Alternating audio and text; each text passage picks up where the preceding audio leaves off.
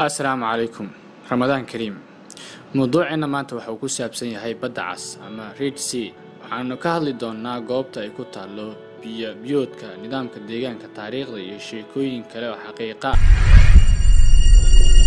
xaqiiqada koowaad ee mowduuceena badda cas waxa sidoo kale loogu yiraahdaa ama loo yaqaanaa Eritrean Sea waa marin haddana ciriiri ah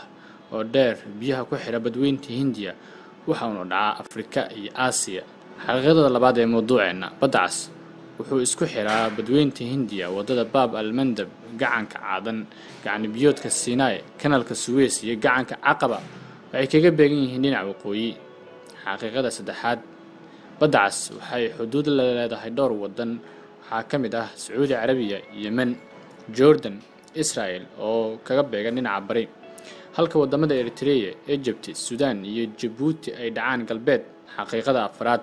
dhirka badda cas waa 1400 oo mayl ama 2250 oo kiiloomitir ballaca waa 201 mayl iyo 355 kiiloomitir xaqiiqada shanaad badka sare waa 169100 square mayl ama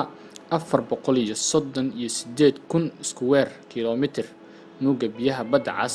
waa 56,000 cubic mile ama 233,000 cubic kiiloomitir xaqiiqada lixaad sokin goobta la yiraahdo waa halka ugu dheer badda cas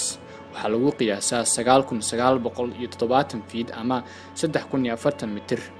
xaqiiqada toddobaad xilliyada hore badda cas waxaa la oran jiray Mecca tusaale ahaan waxaa loogu dhawaaqi jiray Sea of Mecca ama Gulf of Arabia iyo magacyo kale xaqiiqada sideedaad xilliyada dhexe badda cas waxaa loo isticmaalayay marin ganacsi xaqiiqada sagaalaad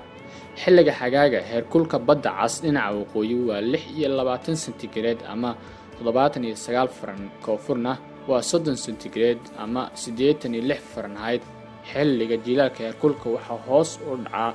oo kaliya 2 centigrade ama 3.6 Fahrenheit xilliga roobka heerkulka hoos ayuu u dhacaa si kastaba heerkulka badda cas guud ahaan waa 22 centigrade ama 72 Fahrenheit xaqiiqada tobanaad ee mowduuceena badda cas waxay cusbaysan tahay celcelis ahaan 4% ilaa 3.6% dhinaca koonfur waqooyi celcelis ahaan waxay cusbaysan tahay 4.1% xaqiiqada 11aad ee mowduuceena ma lahan wax webi ah oo biyaha ku dara badda cas waxa ay leedahay kheyraad badan sida dolomite gypsum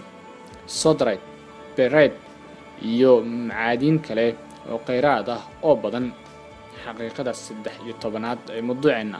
badda cas waxaa laga helaa kalluun sida Daedalus Reef Elephant Stone Reef waxaa ku yaala Rock Island goobaha caanka ah ee loo dalxiisto waxaa ka mid ah Savaga Dahab Taba El Guana xaqiiqada 14aad hogaamiyihii Faransiiska ee Napoleon Bonaparte ayaa sanadkii 1798 wuxuu isku dayay in uu maamulo badda cas xaqiiqada 15aad ee ugu dambaysa waxaa ku yaala 25 jasiiradood oo ay ka mid yihiin Zabargad Gifton Island of Brothers ama Al-Iqwa iyo kuwo kale oo badan mowduuceena maanta intaas ayaan ku ekeenaynaa cidii ka bagatay waxay subscribe dhihi karaan channelkeena sidoo kale waxaa asxaabteena ka cusub ku wargelinaynaa in ay channelkan like iyo comment iyo share ay isugu daraan si ay u helaan mowduucyo ku saabsan xaqiiqooyinka dunidan taariikho iyo waxyaabo kale oo ku xiiso geliya mahadsanidin